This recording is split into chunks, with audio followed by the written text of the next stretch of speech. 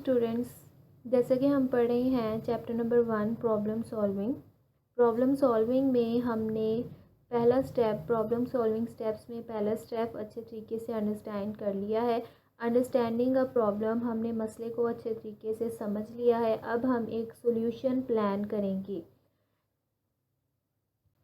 After analysing a problem को अच्छे तरीके से एनालाइज करके उसके 5 W's फाइंड करके हम फॉर्मुलेट कर सकते हैं एक प्लान को, जो कि हमें सॉल्यूशन की तरफ लीड कर सकता है। ठीक है, उसके बाद ये जो इन फेज़ होगा, इसके अंदर हम राइट स्ट्रेटजी फाइंड करेंगे प्रॉब्लम सॉल्विंग की। ठीक है, इसमें से कुछ स्ट्रेटजीज़ हमारे पास जो हैं वो 4 हैं, जिसके अंदर पहली स्ट्रेटजी है divide and conquer.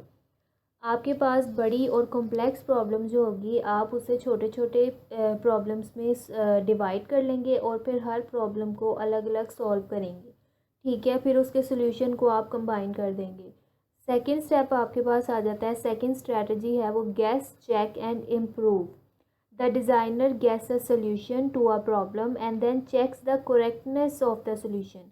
If the solution is not according to expectations, then she refines the solution. The refinement is an iterative process.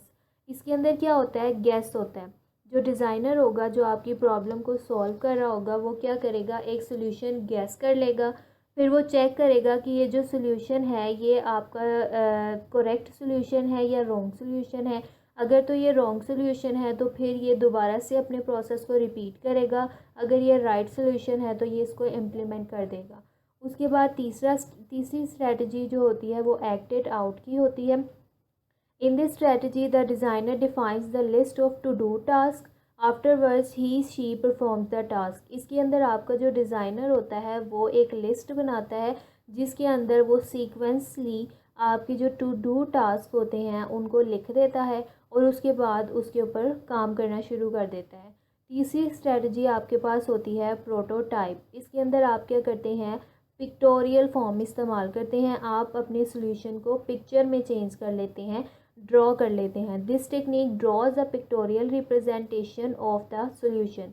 It is not the final solution, however, it may help a designer to understand the important components of the solution.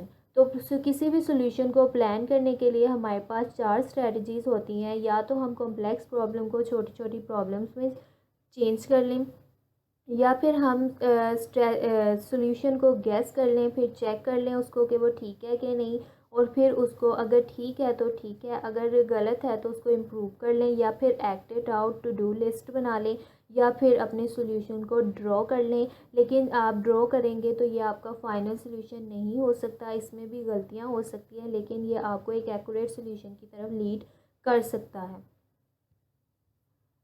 जब आप एक solution को अच्छे तरीके से plan कर लेंगे, उसके बाद आपके पास आता है defining candidate solution. Candidate solution क्या होता है, लफ्ज़ कैंडिडेट का मतलब क्या होता है, समथिंग स्पॉन्टेनियस एंड अनप्लान्ड। मतलब ये है कि आप फौरी से एक सोल्यूशन निकाल लेंगे, आपके पास प्रॉब्लम आएगी और ये सोल्यूशन बिल्कुल ही अनप्लान्ड होगा। आप इसकी कोई तैयारी नहीं करेंगे, उसको कोई एनालाइज नहीं करेंगे। ये किस तरह से होता है, हम इसकी एक एग्जांपल देख लेते हैं।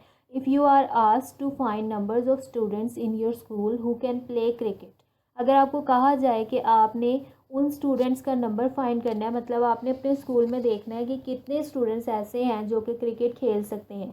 ठीक है, आप एस्टिमेट कर सकते हैं। आप क्या करेंगे, अपनी क्लास, आपकी क्लास के अंदर जितने भी क्रिकेट प्लेयर्स हैं उनको मल्टीप्लाई कर देंगे आपके जो टोटल नंबर ऑफ़ क्लासेस हैं उनके साथ। तो आपका जो आंसर होगा वो कैंडिडेट सोल्यूशन होगा। आपने एक स्पॉन्टेनियस और अनप्लान्ड सोल्यूशन दे दिया है। इसको दोबारा देख लेते हैं कि आपको कहा जाता है कि आपने अपनी स्कूल के अंदर जितने स्टूडेंट्स क्रिकेट खेल सकते हैं उनका बताना है।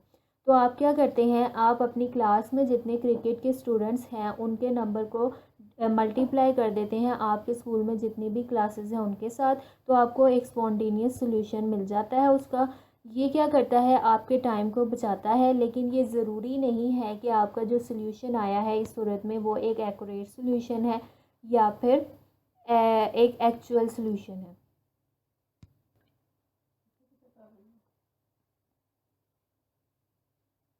इस पिक्चर से भी हम देख सकते हैं कि आपके सोल्यूशन जो है उसके डिफरेंट वेज़ होते हैं। ठीक है, आप दीवार फैलांग के भी जा सकते हैं, आप दीवार के लेफ़्ट साइड से भी जा सकते हैं और राइट साइड से भी जा सकते हैं। ठीक है,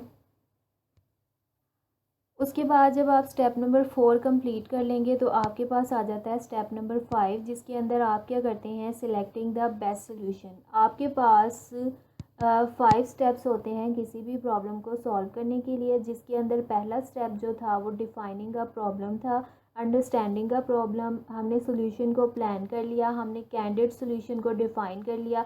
अब हमारे पास सिलेक्टिंग द बेस्ट सोल्यूशन आ गया है, जिसका मतलब ये है कि आपके पास बहुत सारे सोल्यूशंस हैं और आप उसमें से बेस्ट सोल्यूशन चूज़ कर लेते हैं। ठीक है, बाज़ हमारे साथ ऐसा होता है कि हमारे पास जो प्रॉब्लम होती है उसके एक से ज़्यादा सोल्यूशन आ जाते हैं, तो आप क्या करते हैं फिर, जो आपको सबसे बेस्ट वाला होता है उसको आप चूज़ कर लेते हैं। इसकी एग्जांपल इस तरह से है कि assume that names of all the students in your school are available on a website and you are asked to search a particular name. मतलब ये है कि आपका जो सारे स्टूडेंट्स हैं, आपके स्कूल में जितने भी स्टूडेंट्स हैं वो सारे एक वेबसाइट के ऊपर उनके नाम आ रहे हैं और आपको कहा जाता है कि उसमें से पर्टिकुलर स्टूडेंट, मतलब एक ख़ास स्टूडेंट, उसका नाम दे दिया जाता है कि इसको आप फाइंड करें, इसका नाम फाइंड करें। तो फ़र्ज़ करें कि अगर आपके स्कूल के अंदर 100 बच्चे हैं या 500 बच्चे हैं तो आपके लिए सर्च करना मुश्किल हो जाता है। तो आप क्या करते हैं फिर, सॉल्यूशंस की एक लिस्ट बनाते हैं कि आप किस तरह से इस प्रॉब्लम को सॉल्व कर सकते हैं, फिर जो आपको बेस्ट लगता है आप उसको चूज़ कर लेते हैं। जैसे इस प्रॉब्लम को हम मुख्तलिफ़ तरीक़ों से सॉल्व कर सकते हैं, जैसे look at each name on website one by one.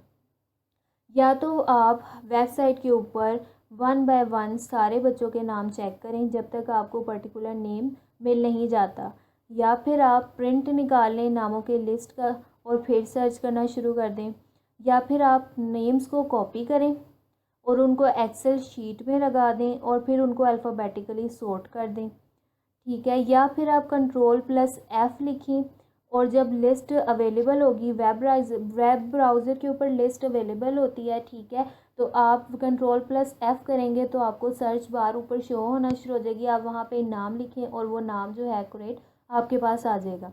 तो आपको पढ़ने से ही पता चल रहा है कि आपके पास बेस्ट सोल्यूशन कौन सा है इस प्रॉब्लम को सॉल्व करने के लिए। ठीक है, there can be more solutions as well, identify the solution that have less number of steps and easy.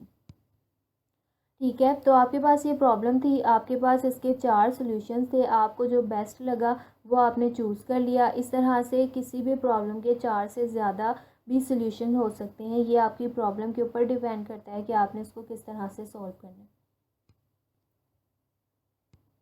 अगले लेक्चर में हम पढ़ेंगे flow charts, important of flow chart in problem solving. Flow chart क्या होते हैं, इनकी अहमियत क्या है और फ्लो चार्ट बनाने के लिए हमें किन किन चीज़ों की ज़रूरत है। Thank you.